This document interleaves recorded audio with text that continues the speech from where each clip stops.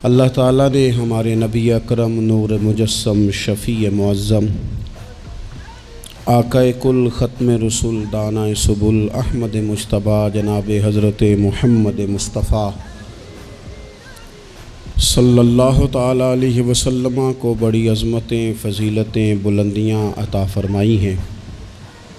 نہ صرف یہ کہ اللہ تعالیٰ نے حضور کو شانیں عطا فرمائی ہیں، بلکہ جس چیز کی حضور کے ساتھ نسبت ہو گئی اسے بھی اللہ نے بڑے ہی مرتبے عطا فرمائے۔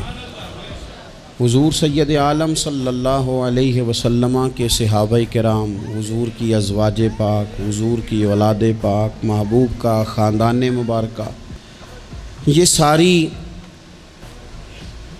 چیزیں بڑی بڑی فضیلتوں والی، یہ ساری شخصیات بڑی عظمتوں والی، بڑی بلندیوں والی، بڑے مرتبوں اور بڑے مقامات والی ہیں۔ صحابہ اور اہل بیت کی جو فضیلت ہے یہ قرآن پاک کا مستقل عنوان ہے۔ اس امت کے اندر اللہ تبارک و تعالیٰ نے وہ لوگ جنہیں پاک باز کہا جائے، طیب و طاہر کہا جائے، جن کی فضیلت اس طرح بیان کی جائے کہ امت کے دلوں میں ان کی عظمت بیٹھ جائے، ان کے لیے دلوں کے اندر بہت زیادہ عقیدت اور احترام کے جذبات پیدا ہو جائیں، یہ وہ لوگ ہیں جو حضور کے قرب خاص میں رہے ہیں۔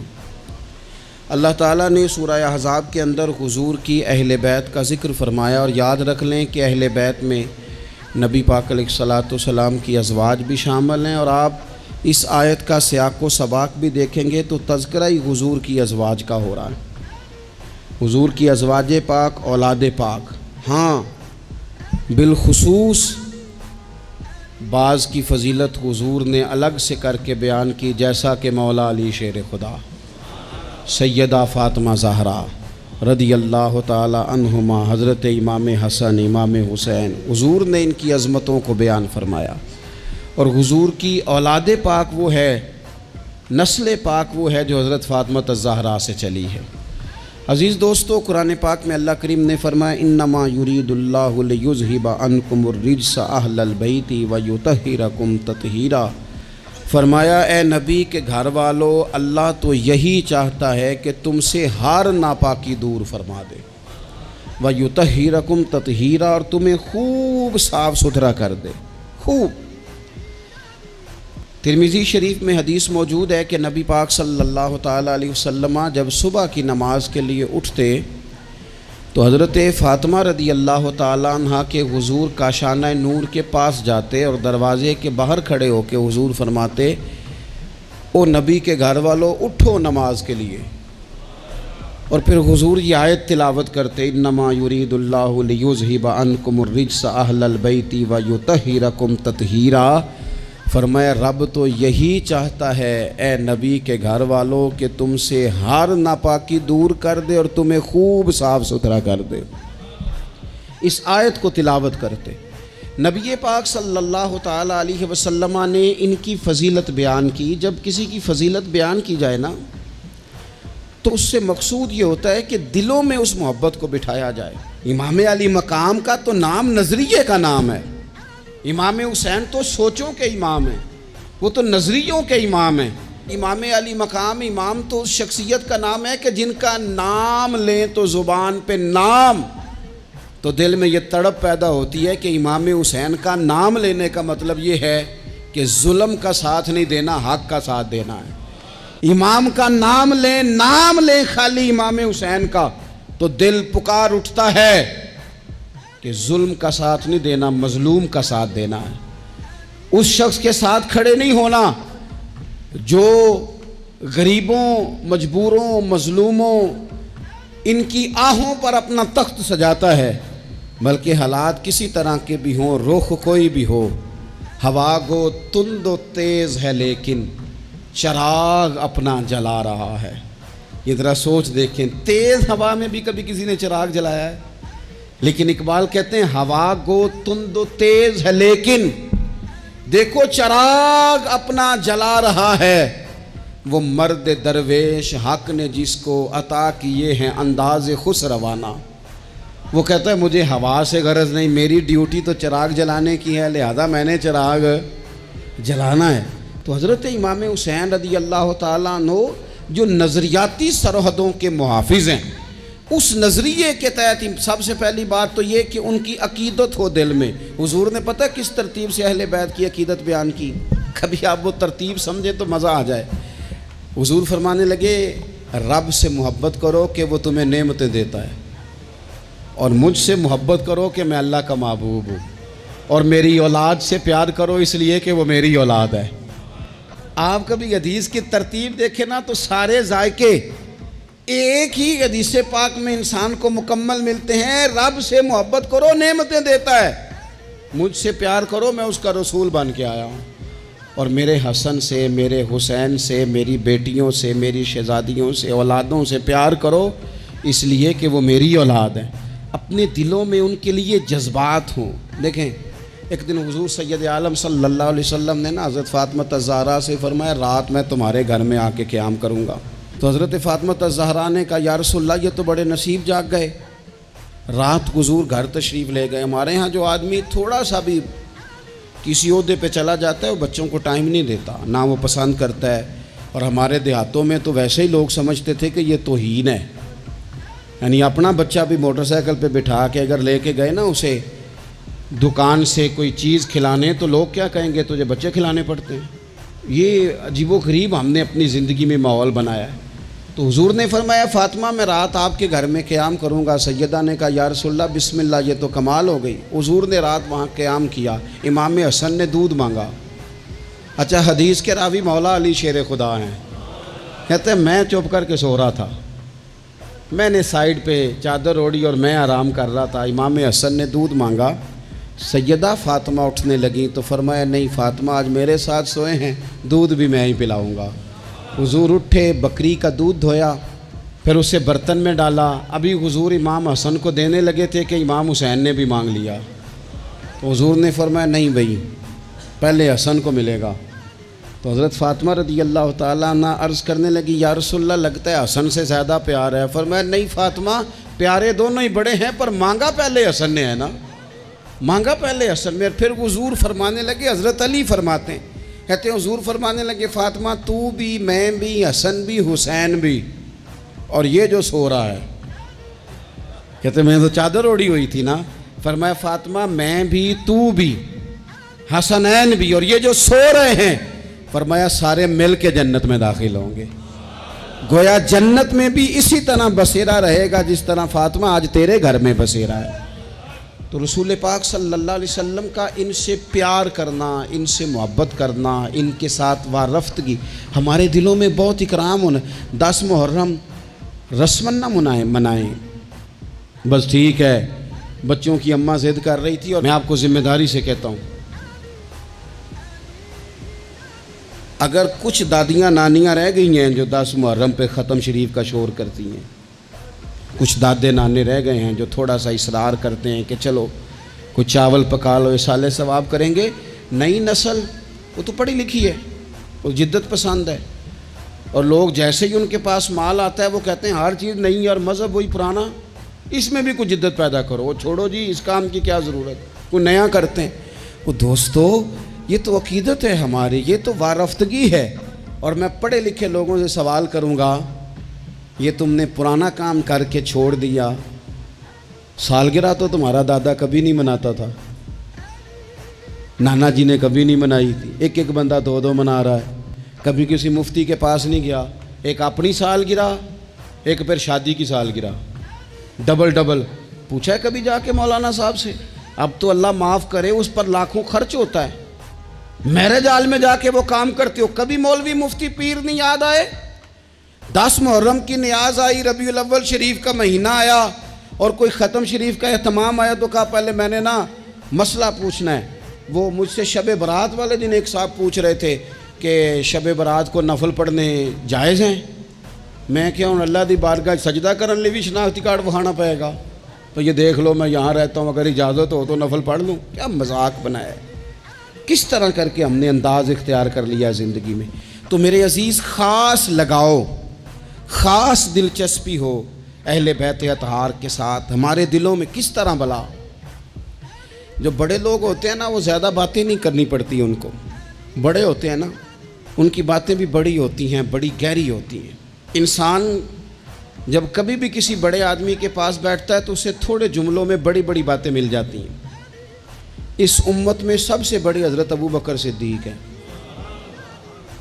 لیکن بخاری شریف میں، شفا شریف میں حضرت ابو بکر صدیق کا فرمان، یہ جو اپنے قرابت والے ہوتے ہیں یہ پیارے بڑے ہوتے ہیں۔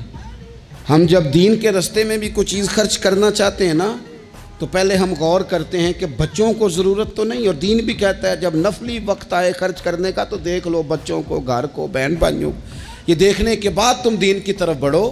اپنے قرابت دار بڑے ہی پیارے ہوتے ہیں، اپنے بہن بھائی، اپنے پھپھو، ماموں، خالہ، چاچا، یہ بڑے پیارے ہوتے ہیں۔ لیکن حضرت سیدنا ابو بکر صدیق نے نا بہت ساری اہل بیت کی محبت کی باتیں ہو رہی تھی تو ایک جملہ کہہ کے باب بند کر دیا، کہنے لگے میں ابو بکر صدیق ہوں، مجھے اللہ کی عزت کی قسم، مجھے اپنے ہر رشتے سے زیادہ مدینے والے محبوب کا رشتہ عزیز ہے، ہر رشتے سے زیادہ۔ حضور کے ہر قرابت دار سے، حضرت ابو ہریرہ فرمایا کرتے تھے جب بھی حسن حسین کا نام لیتا ہوں میری آنکھوں میں خود بخود آنسو آ جاتے ہیں۔ فرمایا کرتے تھے پتہ کوئی نہیں، پتہ کوئی نہیں، اپنوں کا جب ذکر ہوتا ہے نا، اپنوں کا جب ذکر ہوتا ہے، جی کردہ ہن سامنے ہوویں، میرا جی کردہ ہن تو سامنے ہوویں تے میں درد پرانے چھیڑاں۔ اپنے جب ہوتے ہیں تو پھر نا فرط جذبات پر بندہ قابو نہیں رکھ پاتا۔ حضرت ابو ہریرہ فرماتے میں نام لیتا ہوں میرا نام تو میری آنکھیں خود بخود آنسو برسانے لگتی ہیں، یہ جذبات ہیں میرے حضور کی اولاد پاک کے لیے۔ تیری نسل پاک میں ہے بچہ بچہ نور کا، تو ہے عین نور تیرا سب گھرانہ نور کا۔ حضور سید عالم کی اولاد کے بارے میں اپنے دلوں میں جذبات، حضور کے اصحاب کے بارے میں عقیدت کے، احترام کے، شوق کے جذبات، حضور نے ہمیں سبق دیا تھا۔ فرمایا 3 باتیں اپنی اولاد کو سکھانا، یعنی والد کے ذمے لگایا، ماں کے ذمے لگایا۔ فرمایا کہ تو انہیں قرآن پاک سکھانا، ایک اپنے نبی کی محبت سکھانا، اور ایک نبی کی اولاد کی محبت اپنی اولادوں کو سکھانا۔ یہ خود ابلاغ کرنا اس کام کا، یہ ڈیوٹی کرنا۔ تو ایک تو ان سے خاص پیار کرنا ہے، دوسرا چونکہ اہل بیت نبوت کی جو بات ہے وہ گھر کی بات ہے، حضور کے مقدس اہل بیت کی بات ہے، ہمیں نہ ان سے سیکھنا بھی چاہیے۔ ہم سب کسی نہ کسی گھر کے فرد ہیں، اور ہماری آزمائشوں کا سبب ہمارے باہر کا کام نہیں، گھر کا مسئلہ ہے۔ گھر کے اندر جو لوگ سکون میں ہوتے ہیں وہ تو بڑا کام کر جاتے ہیں۔ زیادہ تر آدمی باہر سے نہیں ٹوٹتا، گھر کے اندر سے ٹوٹ جاتا ہے۔ حضور صلی اللہ تعالیٰ علیہ وسلم نے ہمارے اوپر یہ بھی مہربانی کی، فرمایا میں جا رہا ہوں اور تمہیں 2 چیزیں دے کے جا رہا ہوں۔ یا رسول اللہ صلی اللہ علیہ وسلم کون کون سی؟ فرمایا ایک اللہ کی کتاب قرآن دے کے جا رہا ہوں، اور دوسرا تمہیں اپنا خاندان دے کے جا رہا ہوں۔ اس کو دیکھنا، اس پر غور کرنا، حسنین کو دیکھنا، سیدہ فاطمہ کو دیکھنا، میری شہزادیوں کو، میری ازواج کو دیکھنا، اپنا گھر اس طرح مرتب کرنا جس طرح میں نے یہ اپنا گھر مرتب کیا ہے، اس طرح۔ سب سے پہلی بات اہل بیت نبوت کے اندر جو آپ کو ملے گی وہ اللہ تعالیٰ کی عبادت ہے، بہت زیادہ عبادت کرنا، ریاضت کرنا۔ آج کل عبادت سے جی چرانا، میں کچھ دیندار لوگوں کو دیکھتا ہوں کہتے ہیں نسبت بہت تگڑی ہے ہماری، تو جناب لے جائے گی نسبت ہمیں، تم دیکھنا فلانے بزرگ کو فلانے کی خواب آ گئی، فلانے کو فلانے کی بشارت ہو گئی۔ او خدا کے بندو، میں آپ کو اس گھر کی بات بتا رہا ہوں، سیدہ فاطمہ الزہرا جو جنتی نہیں، جنتی عورتوں کی سردار ہیں۔ میں حسنین کریمین کی بات بتا رہا ہوں جو صرف جنتی نہیں، جنتی جوانوں کے سردار ہیں، لیکن وہاں تو ساری رات مصلی بچھا رہتا ہے۔ عبادت آپ کی روح کا تقاضا ہے۔ مہنگے سے مہنگا موبائل خرید کے لے آؤ، بہترین مال خرچ کر کے آپ اس کو لے آؤ، لیکن اگر آپ اس کی بیٹری کو چارج نہیں کرتے بار بار تو وہ آپ کو کام نہیں دیتا۔ آپ نے جناب بڑی مہنگی گاڑی خرید لی، بڑی مہنگی، تو ایک ہی دفعہ خریدنے سے وہ مستقل نہیں چلتی، بلکہ اس میں بار بار پیٹرول ڈلوانا پڑتا ہے۔ کچھ چیزیں ایسی ہوتی ہیں جن کی بار بار حاجت ہوتی ہے، وہ پوری کرنی پڑتی ہے۔ ہماری جو روح ہے نا، اسے بار بار عبادت کی حاجت ہے۔ آج لوگ ڈپریشن اور ٹینشن کے مریض ہو کے جاتے ہیں نفسیات کے ڈاکٹر کے پاس، وہ کہتا ہے مراقبہ کرو، تھوڑی دیر اکیلے بیٹھو، سو جاؤ، یہ والا کام کرو، آنکھیں بند کرو، فلاں کرو، دیر تک میں تمہیں بتاتا ہوں، دیکھنا سکون ہو جائے گا۔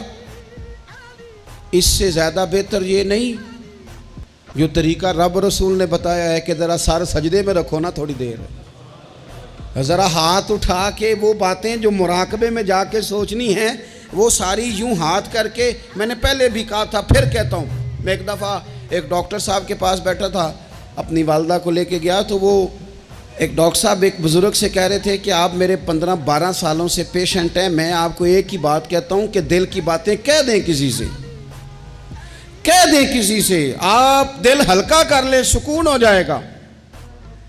تو وہ کہنے لگے ڈاکٹر صاحب نہیں کچھ گلاں کنوں دسیے، پردے ہوندے نے، کچھ نجی اور ذاتی باتیں ہیں، کس سے کہیں؟ تو میں نے کہا جی میں ڈاکٹر تو نہیں ہوں لیکن طالب علم ہوں دین کا، اگر آپ اجازت دیں تو کسی کے بیچ میں بولنا تو نہیں چاہیے، تو میں بات ایک کر لوں۔ کہنے لگے کر لیں۔ تو میں نے کہا بابا جی واقعی کچھ باتیں ذاتی اور نجی ہوتی ہیں، کسی سے کہی نہیں جا سکتی، لیکن حل بتایا نا ہمیں اللہ رسول نے، جو کسی سے نہیں نہ کہہ سکتے وہ مصلی بچھاؤ اور اپنے رب سے کہہ دو ساری، وہ رسول کائنات کی بارگاہ میں کہہ دو ساری، ایک دفعہ نکالو، کہو ان سے، کسی سے کہو گے تو وہ اپنی مرضی کا تبصرہ کرے گا، رب رسول سے دکھ کہو گے تو اللہ رسول رحمت والا معاملہ فرمائیں گے۔ کہہ دیں جو دل میں ہے۔ اہل بیت نبوت کا طریقہ کثرت سے عبادت۔ ساری رات سیدہ فاطمہ الزہرا رضی اللہ تعالیٰ عنہ نفل پڑھتی تھی، ساری رات، گھر کے سارے کام کرنے، ہاتھوں پہ چھالے پڑ جائیں گے۔ آج کسی غریب ترین آدمی کی بیٹی بھی اتنا کام نہیں کرتی کہ چھالے پڑ جائیں، حالانکہ دکھ پھر بھی بڑے زیادہ ہیں۔ آپ جس سے بھی کہیں گے وہ کہیں گے بیٹی بڑی تکلیف میں ہے، روتی بڑا ہے، لیکن اتنی مشقت کوئی بھی نہیں کرتی۔ اتنی محنت کے باوجود رات کو عبادت ہے، تقویٰ ہے۔ حضرت عبداللہ ابن زبیر نے حضرت امام حسین کی شہادت کے بعد جب خطاب کیا تو اہل کوفہ کے وہ لوگ جو تلواریں لے کے نکلے تھے، آپ ان سے فرمانے لگے کوفیو تم نے پتہ ہے کس شخص کو قتل کیا ہے؟ میں حسین ابن علی کو جانتا ہوں، میں نے اپنی آنکھوں سے دیکھا ہے۔ یہ ذرا حضرت عبداللہ ابن زبیر کے جملے ہیں۔ فرمانے لگے میں نے انہیں دیکھا ہے، وہ لمبے لمبے سجدے کرتے تھے، وہ لمبا رکوع کرتے تھے، لمبا قیام کرتے تھے، وہ اکثر نفلی روزے رکھتے تھے۔ کثرت سے عبادت اہل بیت کا طریقہ ہے۔ کچھ سجدوں کا ذوق بنائیں، کچھ مزاج بنائیں عبادات کا۔ دوسری بات اہل بیت نبوت کے اندر جو بڑی اہم اور بڑی خاص تھی وہ تھی اللہ کی مخلوق کی خدمت۔ ہمارے ہاں کچھ لوگ دعائیں مانگتے ہیں پہلے، یا اللہ مجھے عطا کر، میں بڑا تیرے بندوں پہ نثار کروں گا، میں بڑا قربان کروں گا، میں بڑا دوں گا، لیکن پھر جیسے ہی ان کے پاس مال آتا ہے ان کے خرچے بھی زیادہ ہو جاتے ہیں۔ اللہ نے وسعت دے دی ہے، بڑا مال دیا ہے، گاؤں والے گھر سے شہر والے گھر آ گئے، اب مال تو اور زیادہ ہے، کہاں خرچ کریں؟ تو ٹھیک ہے، امام حسین فرمایا کرتے تھے ایک لمحے کے لیے، یہ سنو میرے امام کا قول، فرمایا کرتے تھے ایک لمحے کے لیے کسی غریب کی مدد کر، اللہ پورا مہینہ نفلی اعتکاف بیٹھنے سے تجھے زیادہ ثواب عطا فرمائے گا۔ کسی کے آنسو پوچھ، کسی کے آنسو پوچھ، غم حیات کے ماروں کا احترام کرو، غم حیات کے ماروں کا احترام کرو، غم حیات کے ماروں کا۔ اہل بیت نبوت کا اسوہ نور دیکھو، اللہ کی مخلوق کی خدمت، اللہ کی مخلوق کے ساتھ محبت۔ امام حسین کے پاس ایک سائل آیا 1 دینار مانگنے، امام حسین فرمانے لگے ٹھہر جا، تھوڑا سا انتظار کر۔ شام ہو گئی، وہ بیٹھا رہا، 5000 اشرفیاں 5 تھیلوں میں بھری ہوئی حضرت سیدنا امام حسین رضی اللہ تعالیٰ عنہ کے پاس لائی گئیں۔ تو حضرت امام حسین رضی اللہ تعالیٰ عنہ نے نا وہ اس نے تو دیکھے نا، مانگنے والے کو تو پہلے بندہ تلاش کرتا ہے کہ ٹوٹے پیسے ہیں کہیں، پھر دیتا ہے۔ امام حسین کے پاس 5000 اشرفیاں آئیں 5 تھیلیوں میں، اور بظاہر حالت یہ تھی اس وقت کہ ایک اشرفی بھی نہیں تھی دینے کے لیے. 5 تھیلیاں آئیں بھری ہوئی پیسوں کی 5 پکڑا کے نہ مانگنے والے کو ساتھ فرمانے لگے معاف کرنا یار تجھے شام تک انتظار کرنا پڑا ہے. یہ دیکھو خود بھیک دیں خود ہی کہیں منگتے کا بھلا ہو, یار ذرا معاف کرنا تجھے شام تک انتظار کرنا پڑا. وہ جو مزاج ہے سخاوت کا, وہ جو انداز ہے سخاوت کا, اور یہ جو حضور سے انہوں نے لیا تھا نا. ایک دفعہ نا حضرت فاطمہ الزہرا رضی اللہ تعالیٰ عنہ اپنے دونوں شہزادوں کو لے کے نا تو نبی پاک کی بارگاہ میں گئیں. آتے ہیں نا بہت سارے نواسے آتے ہیں, کئی دفعہ ان کے ابا جی بھیجتے ہیں, کہتے ہیں لے جاؤ اپنی ماں کو تے نانے نوا کوئی حصہ دے وے تہاڈا. ویکھو جی مینوں کچھ نہیں چاہیے, جو دینا نے اپنی دھی نوں دینا نے, اور دینا بھی چاہیے, بیٹی کا بنتا ہے. اور میں درجنوں اور بیسیوں بار کہہ چکا ہوں جو 5 مربے کا مالک ہے اس کی بیٹی کا بھی حصہ ہے, اور جو 5 مرلے کے مکان میں رہتا ہے اس کی بیٹی کا بھی حصہ ہے. اور وہ بھی بڑے سمجھدار ہیں, جن سے حصہ مانگا جاتا ہے وہ کہتے ہیں تیرا بیاہ نہیں کیا, تیرا کہاں سے حصہ آ گیا, لے جا حصہ, پھر میرا مرے کا منہ نہ دیکھنا. تو میرا اس بیٹی سے مشورہ ہے کہ دیکھنا بھی نہیں چاہیے ایسے ظالم کا منہ, رہنے دو. جو شریعت کے اصول کی مخالفت کرے اور بیٹی کو حصہ نہ دے, نہ دیکھو منہ اس کا, کوئی ضروری ہے دیکھنا, لیکن حصہ لو. یہ وہ حصہ ہے جائیداد میں جو اللہ نے مقرر کیا ہے, اللہ کے رسول نے مقرر کیا ہے. یہ کسی شخص کے ایموشنل بلیک میل کرنے سے ختم ہو سکتا, یہ نہیں ختم ہو سکتا.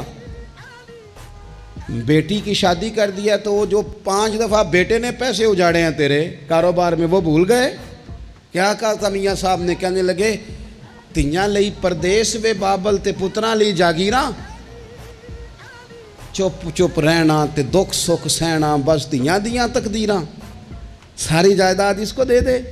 اور میں نے یہ دیکھا ہے کہ بعد میں جو اس طرح کے ظلم کرتے ہیں وہ کئی ظلموں کا شکار ہوتے ہیں, انہیں جواب دینا پڑتا ہے. آمدام برسر مطلب حضرت سیدہ فاطمہ رضی اللہ تعالیٰ عنہ اپنے دونوں شہزادوں کا بازو تھاما, امام حسن اور حسین کا, اور حضور کی بارگاہ میں لے گئی. دنیا مانگنے نہیں, دولت کے لیے نہیں, جائیداد کے لیے نہیں. کہا حضور میں شہزادے لائی ہوں, میرے بچوں کو کچھ دیجئے. تو حضور فرمانے لگے فاطمہ حسن کو میں نے اپنی ہیبت اور سرداری دی, اور فرمایا حسین کو میں نے اپنی جرت اور سخاوت دے دی میں نے دونوں چیزیں. اللہ تبارک و تعالیٰ نے پھر ان کو حضور کی عطا سے وہ فیاضی دی, سخاوت, عبادت. اور تیسری بات غریب پروری. جو آدمی ان پڑھ اور غریب ہوتا ہے نا وہ سمجھدار نہیں ہوتا, اس کے گھر کے برتن صاف نہیں ہوتے, اس کو چارپائیاں اچھے طریقے سے بچھانی نہیں آتی, چونکہ بیڈ شیٹیں تھوڑی ہوتی ہیں گھر میں. تو اس لیے عقل تب آتی ہے جب نوٹ آئیں. بے وقوفاں دے نوکر ویکھے دانش مند سیانے. یہ مطلب گاڑی گھر میں آ جائے تو چھوٹے چھوٹے بچوں کو بھی چلانی آ جاتی ہے. جس گھر میں موٹر سائیکل ہو بچوں کو سیکھنی نہیں پڑتی. لیکن اگر شے ہی کوئی نہ ہو, میں کسی شخص سے بیزار نہیں ہو سکتا, کیونکہ ایک ذرہ بھی تو بیکار نہیں ہو سکتا. غریب پروری, تھوڑا سا نا لوگوں پر توجہ. ہمارا لہجہ غریب کے حق میں, وہ سیانا نہیں, اسے بات نہیں کرنی آتی, اسے نہیں پتا کہ میں نے کس طرز کے ساتھ بیٹھنا ہے اور کس نخرے کے ساتھ میں نے پلیٹ میں ڈالنا ہے. بھوک زیادہ لگی ہو تو پھر تو بہت ساری ویسی چیزیں بھول جاتی ہیں بھائی. تو یہ سارا شعور تو تب آتا ہے جب بندہ برگر کھا کے دعوت پہ آیا ہو, تو پھر وہ تھوڑا سا سالن ڈال کے تو اس میں کانٹا رکھ کے تو کھڑا ہو کے گپ شپ لگاتا ہے, اس لیے کہ وہ روٹی نہیں کھا رہا ہوتا, ویڈیو بنوا رہا ہوتا ہے, وہ تصویریں بنوا رہا ہوتا ہے, اس کا لہجہ اور ہوتا ہے. لیکن غریب پروری, مسکین کے ساتھ بیٹھ کے کھانا, کبھی مزدوروں کے ساتھ تصویریں کھنچوانا, ان کی حوصلہ افزائی کرنا, انہیں کہنا کہ نظریں جھکا کے نہ جیا کرو, اٹھا کے جیا کرو. غریب آدمی کو پورا اس طرح کا بنا دینا کہ وہ غربت کے اندر بھی اپنے آپ کو عزت والا دیکھے. یہ اگر کسی نے سیکھنا ہے تو حسین ابن علی سے سیکھے, یہ حضور کی اولاد پاک سے سیکھے. امام زین العابدین کہتے ہیں میرے ابا جی گھوڑے پہ بیٹھ کر جا رہے تھے, غریب لوگ زمین پر چٹائی بٹھا کے روٹی کھا رہے تھے. میرے سامنے امام صاحب گھر سے کھانا کھا کے آئے ہیں. غریبوں نے پیغام دیا حضور کھانا کھانا ہے. امام صاحب گھوڑے سے اترے, زمین پہ آ کے بیٹھے, غریبوں کے ساتھ روٹی کھانے لگے. تھوڑا سا کھانا کھایا تو انہوں نے کہا حضور تھوڑا سا اور کھائیں. فرمانے لگے زندگی میں پہلا موقع ہے کہ کھانے کے فوراً بعد کھانا کھا رہا ہوں, بھرا ہوا پیٹ تھا. لیکن علی کا پتر, فاطمہ کا لال زمین پر بیٹھ اس لیے گیا ہے کہ غریب کہیں یہ نہ سمجھیں دعوت دی تھی تو حسین نے قبول ہی نہیں کی, اس لیے بیٹھ گیا ہوں, ورنہ ایک لقمے کی گنجائش نہیں تھی. اس کو کہتے ہیں غریب پروری, اس کو کہتے ہیں مزاج ختم کرنا چھوٹے بڑے کا, اس کو کہتے ہیں ایک ہی صف میں کھڑے ہو گئے محمود و یاز, نہ کوئی بندہ رہا نہ کوئی بندہ نواز. تھوڑا سا اس پر میں ایک دفعہ ایک فیکٹری میں گیا تھا, تو ایک صاحب جنہوں نے محفل کرائی تھی وہ ہمارے میزبان تھے. تو جو آدمی کھانا لے کے آ رہا تھا رکھ رہا تھا نا, تو وہ بیچارہ بعض اوقات ایک ہی بات سوار ہو جاتی, بار بار ایک ہی بات کرتا تھا. کہتے تھا پیر صاحب ساڈے مالک بڑے چنگے جے, ساڈے نال بہ کے روٹی کھاندے نے, ساڈے مالک بڑے چنگے جے ساڈے. اس کے ذہن پر یہ بات سوار تھی, حالانکہ کون سی کوئی بڑی بات ہے, لیکن وہ ایک ہی بات بار بار دہرایا جا رہا تھا. پانی رکھ کے گیا, ٹیبل صاف کر کے گیا, کھانا دیکھ, ایک ہی بات, جی تے سارے دے نال بہ کے روٹی کھاندے جے. تو میں سوچ رہا تھا کہ یار یہ کس طرح کا بندہ ہے, اس نے کام تو چھوٹا سا کیا ہے لیکن اس بندے کے جذبات ہیں. اب پتہ نہیں اس غریب آدمی کے جذبات کی وجہ سے رب اس کے رزق میں کتنی کو برکت پیدا کر دے گا, کتنا کو فضل ہو جائے گا. یہ جذباتی ہو گیا ہے, شوق کے ساتھ بات کر رہا ہے. تو یہ اہل بیت نبوت کا طریقہ ہے. پھر اس سے اگلی بات اہل بیت نبوت کے طریقے میں آپ کو ملے گی کہ سادگی, عاجزی, انکساری,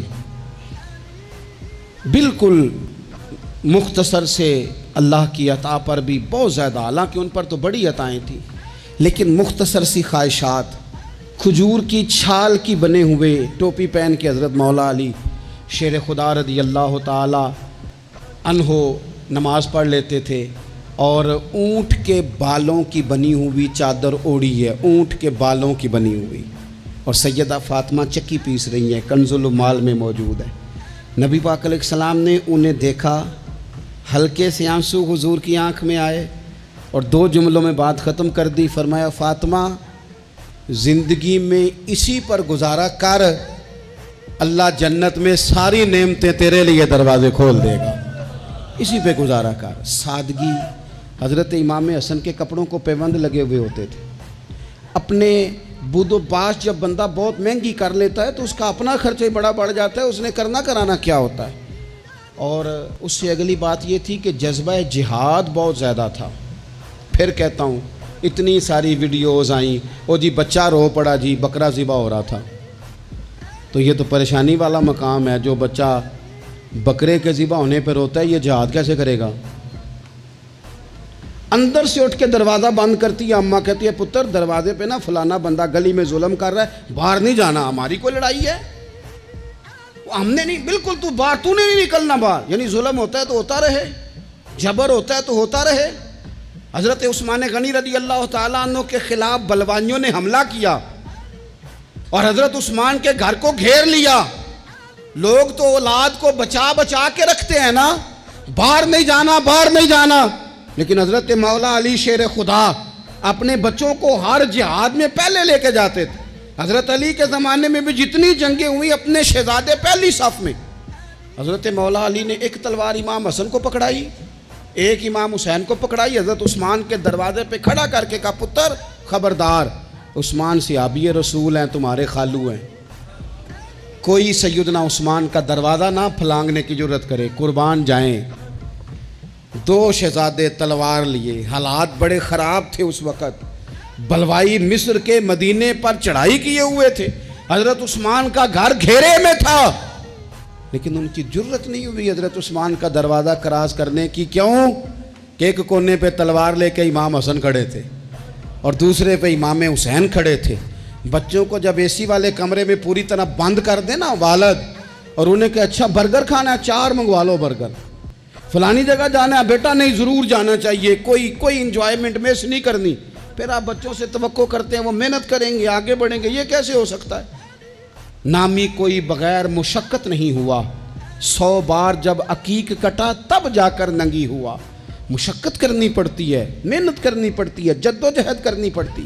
تو جذبہ جہاد بہت زیادہ تھا، اور جس چیز کی ہمیں بڑی زیادہ ضرورت ہے، بڑی زیادہ، وہ ہے صبر اور استقامت۔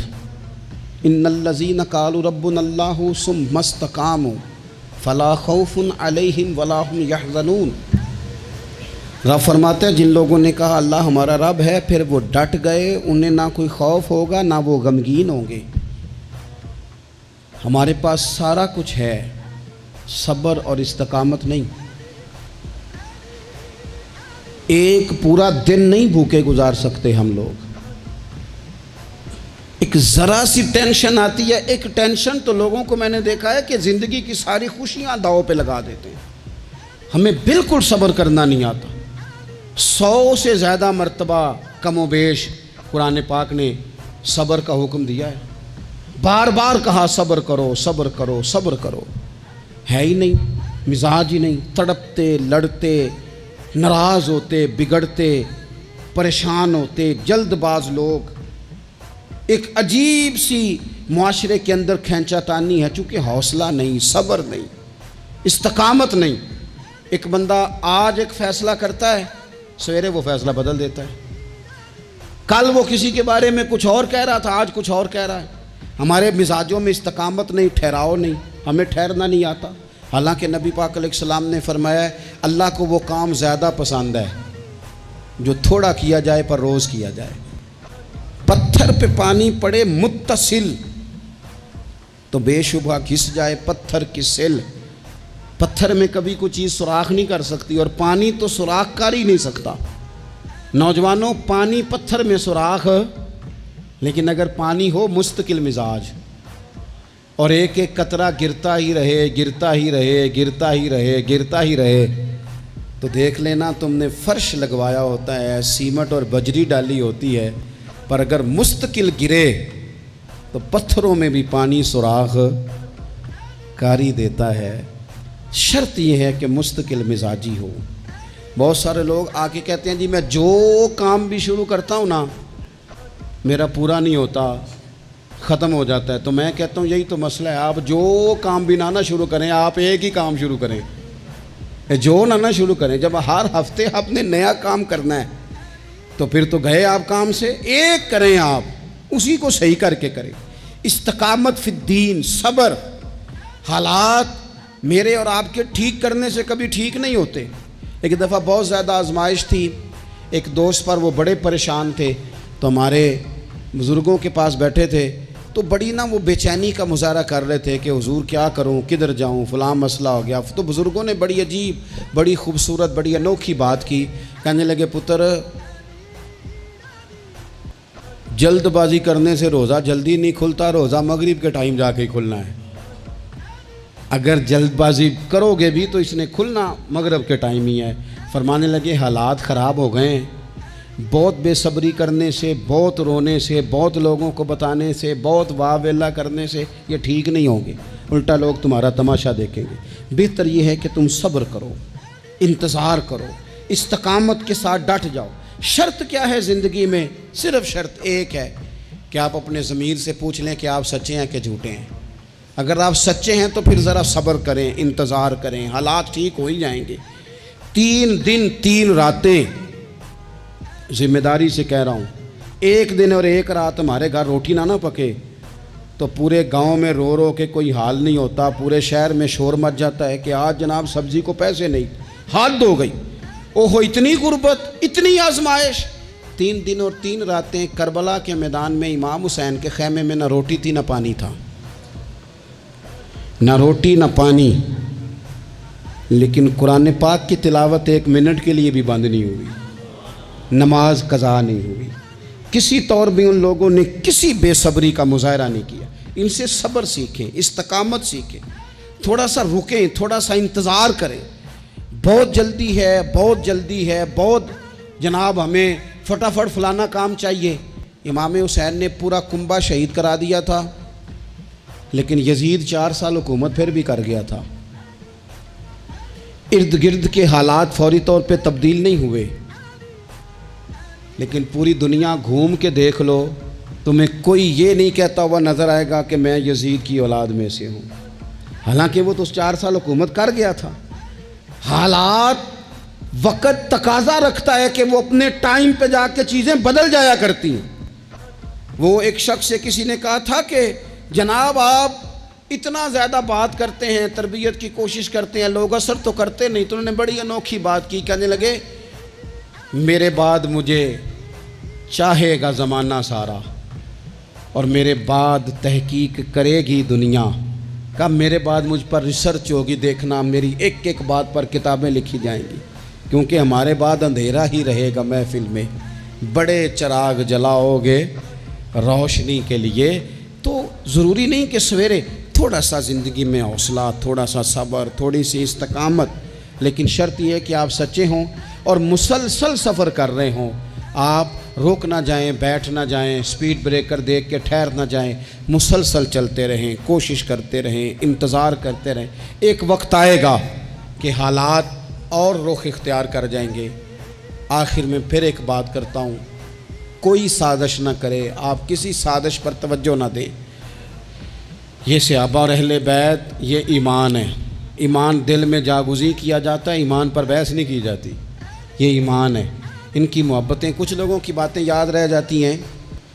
ایک بزرگ نے مجھے بات سنائی، مجھے یاد رہ گئی. پیر سید فیض الحسن شاہ صاحب، آل و مہار شریف والے پیر صاحب، عالم بھی بڑے تھے، درویش بھی بڑے تھے، خطیب بھی بڑے تھے. تو وہ ایک دن نہ صحابہ اور اہل بیت کا پیار بیان کر رہے تھے. سید تھے تو مرید ہیں وہ سلسلہ نقشبندیہ سے، چورا شریف کے ساتھ ان کا نسبت کا رشتہ ہے. تو نقشبندی اپنا سلسلہ طریقت حضرت صدیق اکبر رضی اللہ تعالیٰ عنہ سے بیان کرتے ہیں. تو شاہ صاحب بڑی تقریر کر کے نا صحابہ اور اہل بیت کی آپس کی بڑی محبت بیان کر کے، رحماء بینہم پر بڑی تقریر کر کے، کیونکہ ان کو بات کرنی آتی تھی تو جوش جذبات میں تڑپ گئے. کہنے لگے سنو بھائی، یہ تو دلائل تھے، اب میں اپنی بات کرتا ہوں. کہنے لگے میں سید ہوں، میں پیر ہوں، میرا باپ سید، دادا سید، نانا سید. فرمانے لگے میں فاطمہ کا جگر پارا ہوں، علی کا بیٹا ہوں، پر میں مرید ابو بکر صدیق کا ہوں، میں مرید سیدنا صدیق اکبر کا ہوں. وہ 100 باتوں پہ ایک بات ہی ساری بدل گئی، رنگ ہی تبدیل ہو گیا، نظریات ہی اور ہو گئے، لوگ کسی اور سوچ میں چلے گئے. کہنے لگے دیکھو یہ بھی میرا ظرف دیکھو. اور فرمانے لگے میں نے یہ سیکھا ہے حضرت علی سے. انہوں نے حضرت ابو بکر صدیق کے مشیر بھی رہے، معاون بھی رہے، اور جناب صدیق اکبر کے پیچھے نمازیں بھی پڑھتے رہے. انہیں اپنا مقتدا اور پیشوا تسلیم کرتے رہے. اس لیے یہ تو ہمیں خود سے یہ صرف شرارت کی جاتی ہے، لوگوں کے دلوں کو بے یقین کرو تاکہ وہ اپنے بزرگوں سے فیض نہ پا سکیں.